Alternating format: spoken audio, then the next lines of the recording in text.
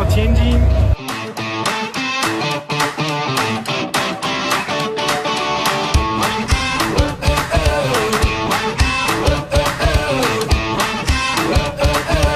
I'm really impressed by the diversity and the beauty of Tianjin architecture, and the fact that you can find so many different styles combined here, and they're preserved so well. It's really something amazing, something to encourage, and especially now in the dusk, it's especially beautiful, and that's why I'm trying to capture it with my camera, which is not good enough, but it's okay. And I think Tianjin, in terms of architecture, is by far the best city in China.